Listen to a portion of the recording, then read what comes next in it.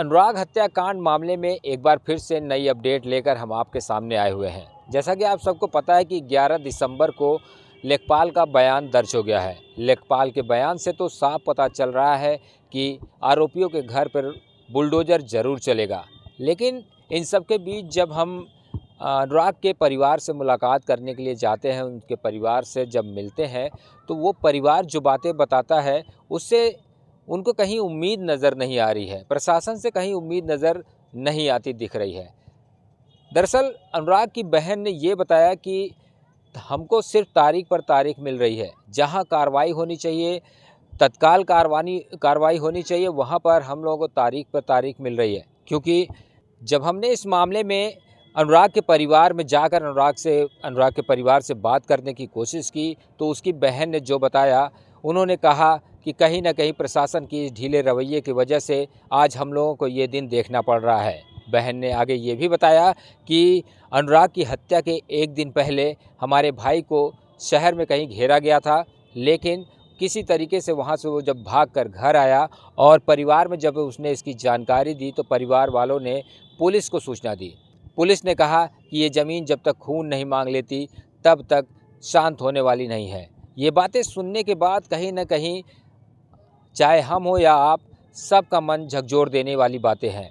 क्योंकि जिसे जिससे न्याय की उम्मीद है, जब वही न्याय से पीछे हट जाए तो कोई कितना भी बड़ा क्यों ना हो, वो टूट ही जाता है। बहन ने बताया कि जब मेरे भाई का सर कट कर मेरे पैरों के पास आकर गिरा, तो वो समय जो मंजर था, जो दर्द था, वो मेरे और मेरे परिवार के सिवा कोई नहीं समझ सकता। ये बातें बताते हुए बहन, माँ और पिता तीनों रोने लगते हैं। अगर प्रशासन समय रहते हुए इस घटना से पहले अगर सही फैसला लिया होता, सही रवैया अपनाया होता, तो शायद आज अनुराग इस परिवार के बीच में ज़िंदा होता। बहन ने ये भी बताया कि शाम होते होते हम लोग घर के अंदर डर के मारे बाहर नहीं निकल पाते। जैसे ही 5 बजता है, उसके बाद हम लोग घर के अंदर से बाहर नहीं निकल पाते। यहाँ तक कि उसने ये भी बताया कि अगर छत के ऊपर बिल्ली भी कूद जाए या किसी तरीके से कुछ हो जाए, आहट अगर किसी तरीके की मिलती है, तो हम लोगों को डर सताने लगता है कि कहीं हमारे अनुराग के हत्यारों का कोई परिवार का कोई सदस्य तो नहीं आ गया है। इतनी डर है इस परिवार के अंदर। और उन लोगों का ये भी कहना है कि अगर हमें न्याय नहीं मिला, तो कहीं मजबूरन हमको इस घर को, इस गांव को छोड़कर कहीं और जाना पड़ सकता है। फिलहाल इसके आगे बहन ने और क्या कुछ बताया, आइए आपको सुनाते हैं। एक बार फिर से जो है तारीख थी और आज जो है लेखपाल का बयान दर्ज होना था। क्या लगता है कि इसके बाद कार्रवाई होगी? कितनी उम्मीद है आपको? देखिए, उम्मीद की बात करें तो उम्मीद बिल्कुल टूट चुकी है और इसके बाद लेखपाल जी का बयान आएगा, वो लगाएंगे रिपोर्ट, फिर इसके बाद देखा जाएगा कि आगे की कार्रवाई क्या होती है।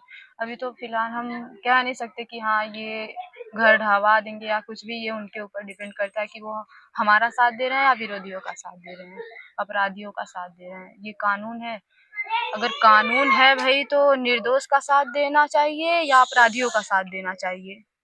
अपराधी जो है लोग उसको बचा रहे हैं या हमारा साथ दे रहे हैं, हमें खुद नहीं समझ में आ रहा है ये चीज, कि ये लोग उसका घर बचा रहे हैं, उसको बचा रहे हैं या फिर हमारा साथ दे रहे हैं, हमें न्याय दिलाने की कोशिश कर रहे हैं। क्योंकि तारीख पे तारीख, पहले 25, फिर 28, फिर 2, फिर 6, आज 11 थी।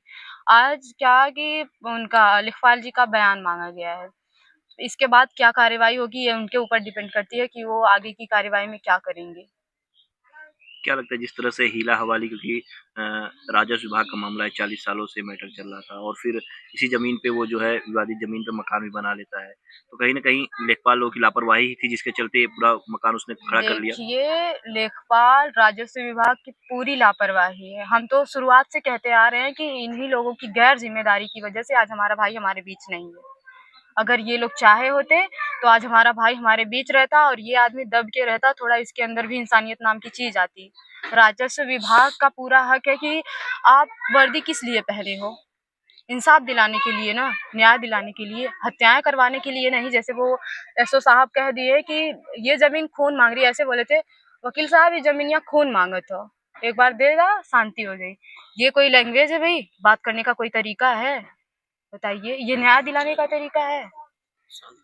हमें न्याय चाहिए, हमें तारीख पे तारीख और बाकी सब चीजें हमें नहीं चाहिए भाई, हमें बस न्याय चाहिए। हम न्याय के लिए लड़ रहे हैं। हम जब तक जीवित रहेंगे, हम बता दें, हम हमेशा दोषी ठहराएंगे राजस्व विभाग को। प्रशासन को, राजस्व विभाग हम हमेशा दोषी ठहराएंगे, लेखपाल जी को दोषी ठहराएंगे, हम हमेशा दोषी ठहराते रहेंगे कि आप लोगों की राजनीति और आप लोगों की लापरवाही हमारे भाई को खा गई। जिस तरह से देखा जाए शुरुआती दिनों में यहाँ पे फोर्स भी तैनात थी, आप लोग सुरक्षा देते हुए, अब इस समय फोर्स वगैरह क्या कितना अभी भी डर महसूस होता है आप लोगों को? देखिए, हमारे ज़हन में तो वो डर उसी दिन बैठ गया था जिस दिन हमारे भाई को हमारे सामने हलाल किया गया था, और ये डर हमेशा बना रहेगा जब तक वो लोग, उन लोगों के ऊपर कोई कड़ी कार्रवाई नहीं होती, जब तक उन्हें सज़ा नहीं मिलती। उसका एनकाउंटर होना चाहिए, रमेश का एनकाउंटर होना चाहिए। मंगेश यादव चौराहे पे छिनैती कर रहा है, उसका एनकाउंटर हो गया। जो इतनी बड़ी हत्या कर दिया, निर्दोष को मार दिया। कितनी उम्र थी मेरे भाई की? बालिग भी नहीं था, नाबालिग था, उसका एनकाउंटर नहीं हुआ। बताइए, वो आराम से जेल में उसको लेके जा रहे हैं ऐसे, मतलब बिना हथकड़ी के, एकदम आम जनता की तरह। वो भाग जाएगा, क्या कर? अभी हम यहाँ से उठ के भाग जाए, आप क्या कर सकते हैं? ले सकते हैं हमारी बात? नहीं ना। वो अपराधी था, उसको लोग ऐसे ले जा रहे थे जैसे लग रहा था कोई अच्छा काम करके आया हो। अभी हमको तो डर लगता है, पता है, 5 बजे के बाद हम इधर उधर निकलते हैं ना, इधर से हैंडपंप के पास जाने में हमको इतना डर लगता है कि कोई होगा अंधेरे में। नहीं तो हम भाई बहन, गर्मी के सीजन में हम लोग आधी रात को चले जाते थे खेत पे, कोई डर नहीं लगता था। लेकिन इस टाइम हमें हैंडपंप तक जाने में डर लग रहा है, इतना डर लग रहा है कि ऐसा लग रहा है कि कोई अभी आ जाएगा इधर उधर। कुछ भी खड़खड़ाहट की आवाज आती है तो हम लोग सीधा घर में भाग के आते हैं। क्यों भाई? हम लोग डर रहे हैं उससे। और उसका एक भाई बाहर है, राजकुमार, वो तो एक नंबर का फ्रॉडी आदमी है। वो कभी भी किसी को भी कुछ भी कर सकता है। जब उसके घर में एक लड़का था, वो भी ना, रमेश लड़का ही था ना, वो इतना बड़ा कदम उठा लिया, तो आप सोचिए कि उसके चाचा और उसके पापा क्या करते होंगे, जैसी परवरिश दिए होंगे तभी वो ऐसा किया। देखिए, हमारे घर में जो चलता है, जो बड़े करते हैं वही बच्चे सीखते हैं। तो जब वो इतना बड़ा हत्यारा था, इसीलिए उसने अपने बच्चों को ऐसी परवरिश दी थी। उस माँ से पूछना चाहिए, भाई तुमने परवरिश कैसी दी? ठीक है, एक लिए मान लेते हैं ना, आदमी लोग कुछ भी करे, लेकिन बच्चों को माँ संभालती है। उस माँ को दर्द नहीं आया कि मैंने भी उतनी पीड़ा से पैदा किया था जितनी पीड़ा उस माँ को हुई होगी? लेकिन इकलौते, अरे भाई तुम लोग 4 लोगों, मतलब पूरा मोहल्ला जिम्मेदार है कि तुम 4 लोग हो तो इसमें हिस्सा लोगे, हमारा अकेले है तो ऐसा तो नहीं हो सकता ना। और हमें न्याय मिल रहा है, हमें तो तारीख पे तारीख दिखाई जा रही है। हम कोई उम्मीद लगा के नहीं बैठे हैं। शुरू में जिस तरह से स्कूल वगैरह जा रही है कि नहीं जा रही? नहीं, हम कॉलेज नहीं जा रहे, हमको डर लग रहा है। बहुत मुश्किल से छोटी बहन को भेजते हैं क्योंकि उसका प्री बोर्ड आया है, उसका बोर्ड एग्जाम है भाई। बहुत मुश्किल से हम उसको भेजते हैं, लेकिन हमारा दिल दिमाग इसी के ऊपर रहता है कहीं उसको कुछ न कर दे। क्योंकि हमारे भाई को जौनपुर में भी लोग घेरे थे, बाद में पता चला घटना होने के बाद। शुरू में इसी के घर के थे, 4-5 लोग थे, उसको घेरे थे। वो 10 मिनट पहले निकल आया। उसके दोस्तों से पूछ रहे थे अनुराग है क्या इधर, तो वो लोग बोले नहीं, वो तो 10 मिनट पहले चला गया। फिर जिस दिन घटना हुई उस दिन उसको ढूंढ रहे थे बादशाहपुर में।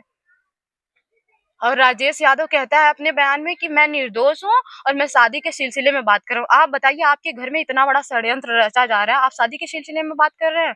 घटना के 10 मिनट पहले भी बात हुई है उसकी, और घटना के होने के बाद लगातार 4 बार बात हुई है उसकी। बताइए, हत्या हो गई और आप शादी के सिलसिले में क्या बात कर रहे हैं? और खुद को बचाने के लिए इतनी साजिश भैया। आओ, हम 4-5 लोग हैं ना, आओ हम लोग को भी काटो, आराम से रहो इधर। जब हमारी कोई नहीं सुनेगा तो हम और क्या कर सकते, बताइए। प्रशासन शुरू में काफी एक्टिव था। पहले दिन जब घटना हुई थी तो ऐसा लग रहा था पूरा परिवार साथ खड़ा, तुरंत जो है न्याय मिलेगा, इंसाफ होगा। हम आपको बता दें ना, कोई एक्टिव नहीं था। हम बता दें, कोई एक्टिव नहीं था। अगर एक्टिव रहता तो उसी टाइम ये घर ढहवा दिए होते और उसका एनकाउंटर हो गया होता। अगर एक्टिव रहते लोग। अभी हमको देख रहे हैं ना, हम किस हिसाब से झेल रहे हैं। बच्चों की तरह रोते हैं हमारे पापा, हम उनको कैसे संभालते हैं हमारा कलेजा जानता है भाई। खुद संभलने की उम्र में मैं अपने माता पिता को बच्चों की तरह संभाल रही हूँ। हमारे ऊपर क्या बीतती है ना, ये कोई नहीं समझ सकता। आज हमने अपने भाई को खोया है। चांद था हमारा, हम सितारे थे, हम जगमगाते थे उसके सामने। आज तो कोई नहीं बचा ना हमारा। हम किस सिचुएशन में जी रहे बताइए? किसके ऊपर क्या उम्मीद करें हम, क्या भरोसा करें हम? भाई हमारा खोया भी है और हम कोर्ट का चक्कर भी लगाए, हम तारीख भी देखें। कैसा न्याय है ये? कहाँ का न्याय है? यही है भारत का न्याय? हमारे देश का न्याय यही है? कहाँ जाए भाई? हम गरीबों के लिए भी कोई दुनिया अलग से बनाई गई है क्या? अपराधियों के लिए अलग दुनिया, हम गरीबों के लिए अलग दुनिया है। उनके लिए अलग न्याय होगा, हमारे लिए अलग होगा। तो बता दे, हम कहाँ जाए, किसके पास जाए? हमारे लिए जो न्याय बनाया हम उधर जाए, कोई सुनेगा हमारी? हम आज 1.5 महीने से चिल्ला रहे हैं, 1.5 महीने से हम चिल्ला रहे हैं पागलों तक की तरह, लेकिन हमारी कोई नहीं सुन रहा है। तो सुना आपने किस तरीके से अनुराग की बहन और अनुराग के पिता और उसकी माँ रोते हुए इस दर्द को बयां किया। कहीं ना कहीं इस दर्द को सुनने के बाद आपका भी मन जरूर टूट जाएगा। फिलहाल आगे खबरों में अपडेट रहिए हमारे साथ। 16 तारीख को फिर से तारीख पड़ी, इसमें क्या कुछ अपडेट आएगा सुबह से लेकर शाम तक हम आपके साथ रहेंगे। पल पल की जानकारी आपको इस खबर को लेकर देते रहेंगे।